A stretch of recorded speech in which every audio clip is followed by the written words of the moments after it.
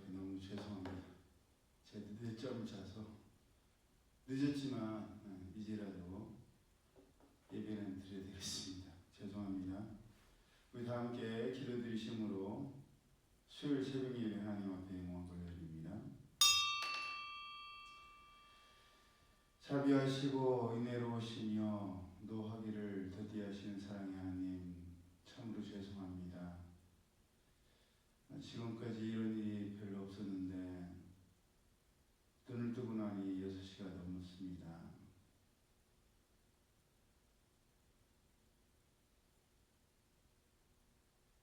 사람이 결심하고 알람을 맞춰도 하나님께서 일깨워주지 아니하시면 일어날 수가 없고, 이것이 당연한 것이 아니라 하나님의 은혜였음을 깨닫게 하시니 참으로 감사드립니다.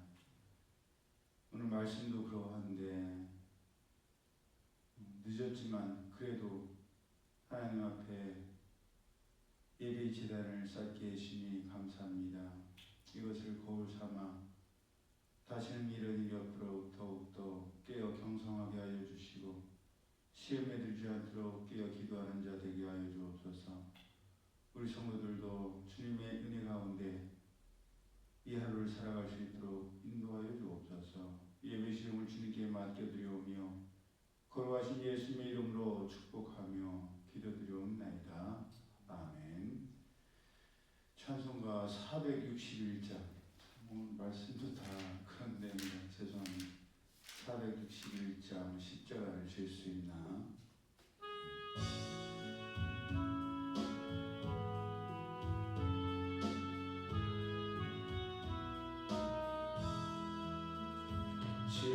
십자가를 질 수 있나? 주가 물어보실 때 죽기까지 따르리. 성도 대답하였다.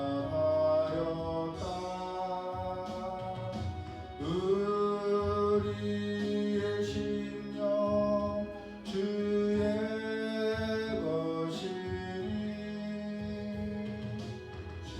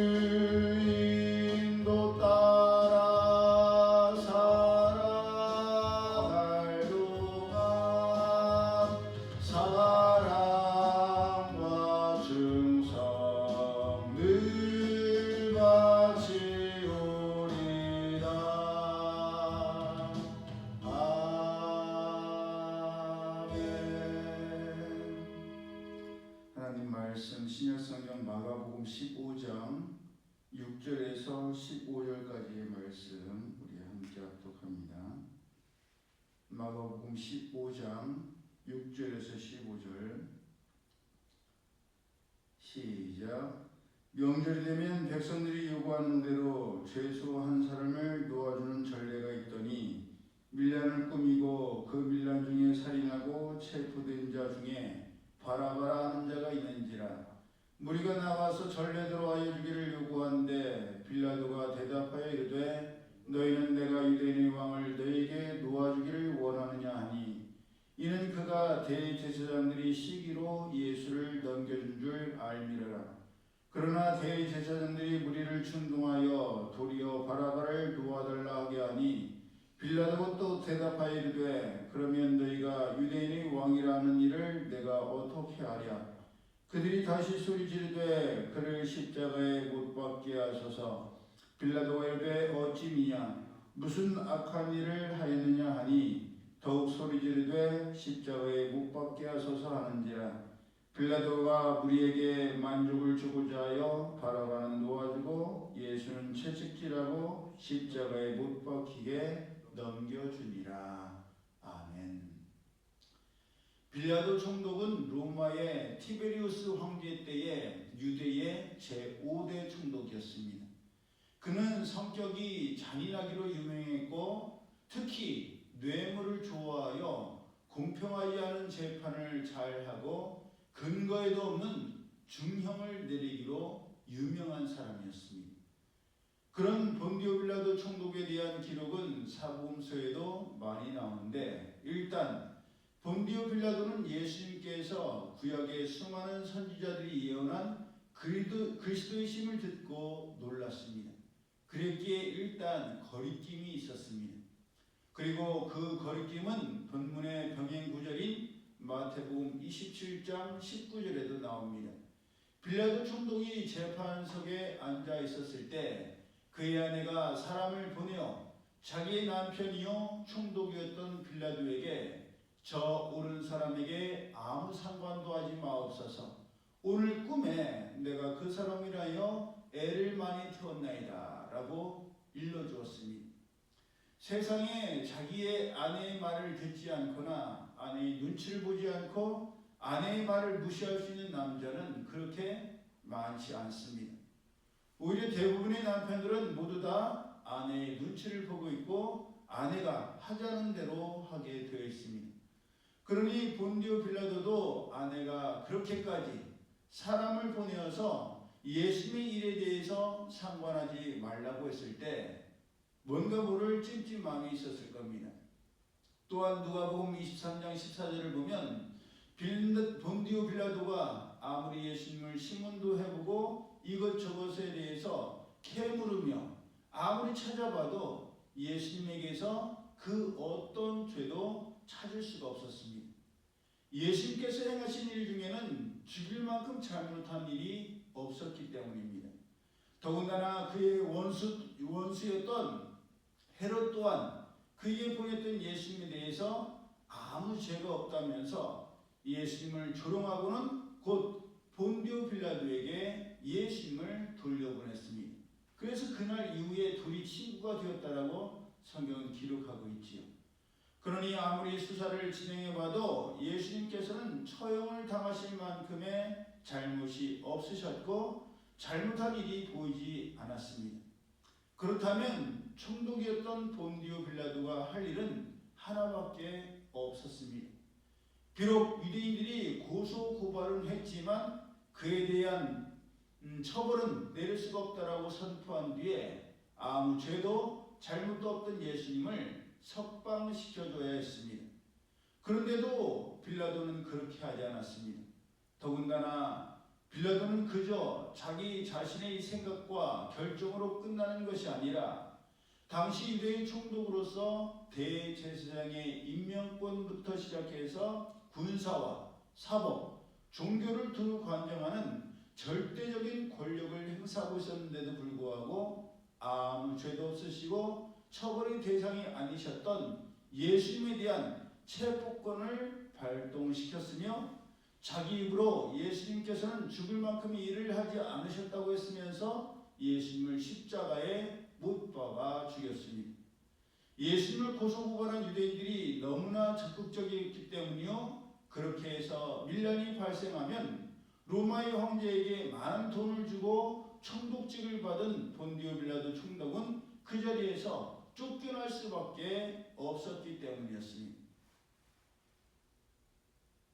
그러니 본디오 빌라도 총독은 자기 스스로의 고난으로 얼마든지 예수님을 풀어줄 수 있었고 예수님을 죽지 않게 할 수 있었는데도 불구하고 그렇게 하고 말았습니다.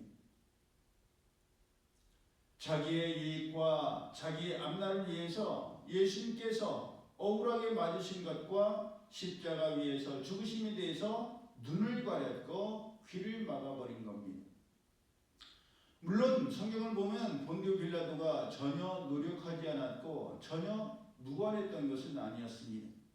명절이 되면 무리의 청원대로 죄수한 사람을 놓아주던 전례를 들며 바라바와 예수님 둘 중에 하나를 선택하라고 한 것도 바라바가 워낙 못되기로 유명한 죄수였기 때문에 당연히 사람들이 예수님을 놔주라고 할 것이라고 예상했기 때문이었습니다. 바라바는 당시 밀란을 꾸미고 살인을 저질렀으며 강도짓을 했던 흉악범이었습니다. 그래서 예수님과 경쟁을 붙였던 것인데 그런데도 사람들은 그 흉악한 바라바를 살려줄지언정 아무 죄도 없으신 예수님만은 죽여야 한다고 했습니다. 그렇게 본디오 빌라도로서 마지막 히든 카드라고 생각했던 바라바까지도 먹히지 않자 본디오 빌라도 총독은 마지막 퍼포먼스를 펼쳤습니다. 그것은 바로 물을 가져다가 무리 앞에서 손을 씻으며 예수님의 피에 대해서 자기는 무지하니 사람들에게 그 책임을 지라고 한 것이었습니다. 그러면 될 줄 알았습니다. 하지만 이런 행위야말로 눈 가리고 아웅하는 격이었습니다. 왜냐하면 성경에 이미 이런 행동을 했지만 결코 그 책임을 벗어나지 못한 사람들이 있었기 때문입니다. 창세기 27장 13절에서 리브가는 에서를 대신해서 야곱을 축복 기도를 받게 하려고 할 때 야곱이 복은 고사하고 저주를 받을까 염려하자 저주는 자기에게 돌릴 것이니 야곱은 엄마인 리브가의 말만 따르라고 하며 야곱을 종용했습니다. 야곱은 그렇게 하면 자기에게 책임이 돌아오지 않을 줄 알았지만 그 책임이 완전히 면제된 것은 아니었습니다. 그 결과 외삼촌 라반의 집으로 가서 20년을 허송세월처럼 시간을 보내고 말았고 그렇게도 사랑하는 엄마 리브가를 살아생전 다시는 만나지 못하고 말았습니다. 아무리 많은 물질의 복을 받고 아무리 많은 아내와 자녀들을 둬도 사랑하는 엄마를 다시는 보지 못한 채 죽어야 한다면 그것은 결코 복이 아닐 것입니다. 또한 사사기 17장에서 엄마의 은 1100개를 몰래 훔쳤던 미가가 엄마의 저주 소리를 듣고 겁이 나서 그 엄마에게 은을 가져오자 미가의 엄마는 저주를 처리하여 복받기를 구했지만 아들 미가가 돌려준 은 1100개로 우상신상을 만들어 미가로 하여금 하나님 아닌 우상숭배의 죄를 짓게 했으며 그 결과 그 우상과 미가가 자기 집의 제사장을 드린 모세의 손자 요나단까지도 무리의 힘을 앞세운 단 지파에게 빼앗겼고 그 일은 점점 더 커져서 미가가 만들어 새긴 신상이 단 지파 전체의 우상이 되고 말았습니다. 이처럼 말로만 아니라고 해서 아닌 것이 되는 게 아닙니다. 본디오 빌라도 총독이 제 아무리 예수님을 놔주려고 했었고 자기는 아무 책임도 없다면서 손을 씻었어도 결국 역사에 남은 예수님을 고난을 당하게 하고 죽긴 장본인은 본디오 빌라도 총독이 되고 말았습니다. 그러니 오늘을 살아가는 우리도 똑똑히 알아야 되고 분명히 행동해야 합니다. 나에게 있는 책임인데 아무리 아닌 척하고 다른 사람에게 책임을 전가하고 퍼포먼스를 하며 감추어도 하나님 앞에는 감춰진 모든 것이 다 드러나게 되고 숨긴 모든 것이 다 드러나게 되어 있습니다. 그렇게 이 일은 내가 책임져야 하고 내가 해야 할 일이라는 것을 깨달아졌다면 반드시 해야 합니다. 아닌 척 눈 감고 돌아선다고 해서 저절로 해결되지 않습니다. 나에게 피해가 돌아오더라도 살려야 할 사람은 살려야 하고 지켜줘야 할 사람은 끝까지 지켜줘야 합니다. 내가 살자고 내가 피해를 입지 않으려고 다른 사람을 죽이거나 다른 사람에게 피해가 가게 해서는 안 됩니다. 그렇게 예수님께서는 마태복음 16장 24절을 통해서 누구든지 나를 따라오려거든 자기를 부인하고 자기 십자가를 지고 나를 따를 것이니라. 누구든지 제 목숨을 구원하고자 하면 잃을 것이요 누구든지 나를 위하여 제 목숨을 잃으면 찾으리라 라고 하시면서 각 사람이 행한 대로 갚아주신다고 말씀하셨습니다. 그러니 내가 져야 할 십자가, 내가 책임져야 될 사명은 반드시 내가 져야 하고 내가 책임져야 합니다. 그 어떤 변명이나 핑계로도 그 책임을 면할 수가 없습니다. 힘들고 어려워도 내 몫의 십자가를 질 때 그 십자가가 예수님을 따르는 것을 증명할 것이요 그 십자가가 우리의 멸관과 상급이 될 것입니다. 그러므로 우리가 각자가 져야 될 십자가를 끝까지 잘 지고 감당하는 우리 모두가 되고 남은 고난 주간이 되기를 예수님의 이름으로 축복합니다. 아멘. 기도드립니다. 사랑의 하나님 감사합니다. 교만했습니다. 착각했습니다. 알람을 맞추고 모든 것을 다 준비하면 당연히 반드시 새벽 예배 시간에 미리 올라와서 완벽하게 다 할 줄 알았습니다. 그런데 그것이 아니었습니다. 하나님께서 일깨워 주셨기 때문에 일어날 수 있었고 준비할 수 있었으며 예배드릴 수 있었음을 다시금 깨닫습니다. 늦었지만 제 몫의 십자가를 온전히 지고 어리석고 무지한 저를 부인하며 날마다 하나님의 은혜 아니고선 살아갈 수 없음을 고백하며 하나님 앞에 나아가는 제가 되게 하시고 우리 모든 지체들이 되게 하여 주옵소서. 이제는 우리 주 예수 그리스도의 은혜와 하나님 아버지의 그 크신 사랑하심과 성령님의 교통하심이 내 몫의 대인 십자가를 온전히 지고 어떠한 변명이나 핑계대지 아니하고 그 책임을 끝까지 완수하기를 원하는 이들 모두에게 이제로부터 영원히 함께 하실지어다.